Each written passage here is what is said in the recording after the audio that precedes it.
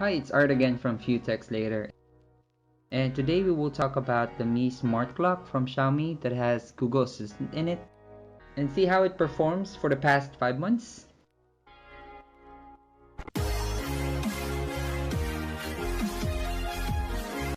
So if you're into tech and smart home in particular, consider subscribing. That's what this channel is all about. Don't forget to click the bell to get notified when we put out long-term review videos just like this one. And as you can see from the thumbnail, yes, I'm selling my Mi Smart Clock. I will let you know later why, so stick around. So we bought this smart clock 17th of May. That makes it 5 months and 3 days as of making this video. I got it for around 40 US dollars or 2,000 Philippine peso. Not bad, right? You're getting a speaker with a display compared to Lenovo smart clock that normally retails for $80. Talking about the price, the Mi Smart Clock is almost close to Lenovo's Smart Clock Essential that only sports an analog design that is in black and white. We have a video about our long-term review of the Lenovo Smart Clock Essential, so if you're interested, click the card right here. By the way, if you're thinking of purchasing one, I will leave a set of links in the description below. If you're in the US or elsewhere, if I'm not mistaken, it's only available in AliExpress. And if you've been following the channel, you know that we love Xiaomi products. Not only are they very inexpensive, but super reliable as well. We created a video 3 months ago, I believe, about our long-term review of the Mi Smart Speaker. If you want to check that out, I will leave a card right here. Now going back to the Mi Smart Clock, Xiaomi has the same exact smart clock, but it only works with Chinese, and it uses Xiaomi's voice AI. This year they expanded their reach with Google Assistant built into this global version. Now let's talk about the design. The Mi Smart Clock has a 3.95 inches touchscreen panel, but Xiaomi claims it's 4 inches. Maybe if you include the bezel around the screen. The dimension is 113mm wide by 68mm deep by 81.5mm in height, and it actually weighs around 270 grams. On top you got two far-field microphones on either side. Later we will talk about it. And then we got 3 physical switches for volume controls and the mute button in the middle.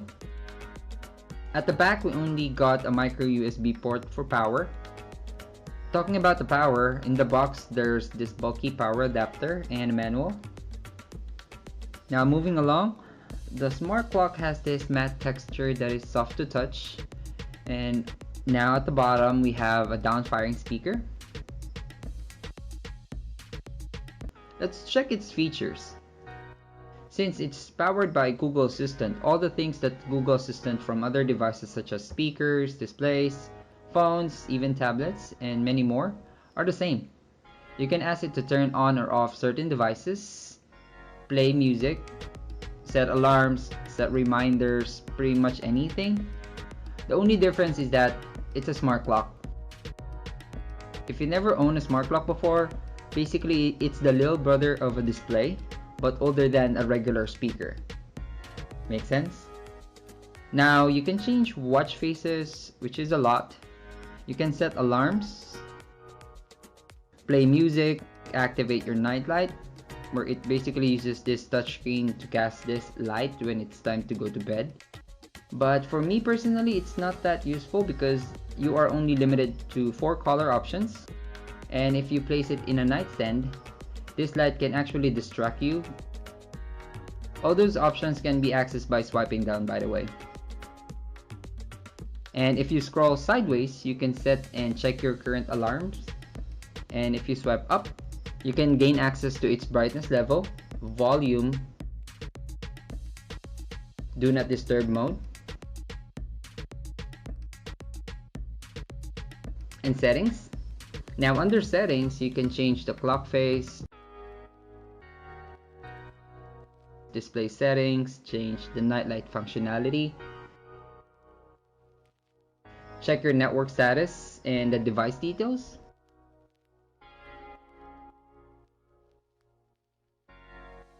It's decent, I should say, for its size.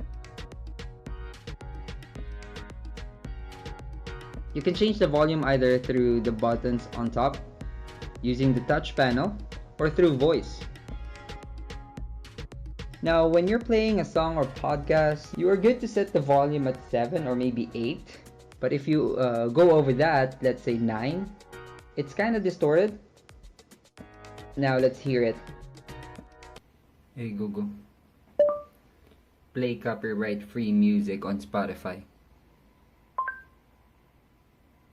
Playing the album Royalty-Free Music and Copyright-Free Music Full Commercial License Pack 6 on Spotify.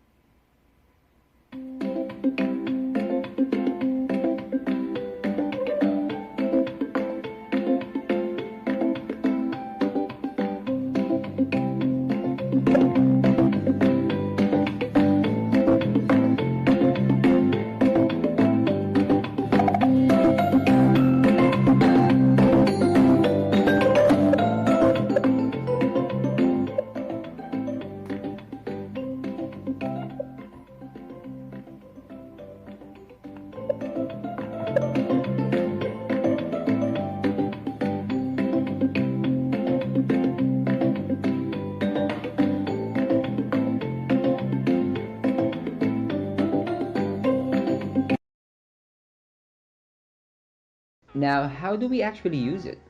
We place it in our kitchen. I know it's too small for playing videos. By the way, even if you want to, YouTube, Netflix, and all video streaming platforms won't work on this thing.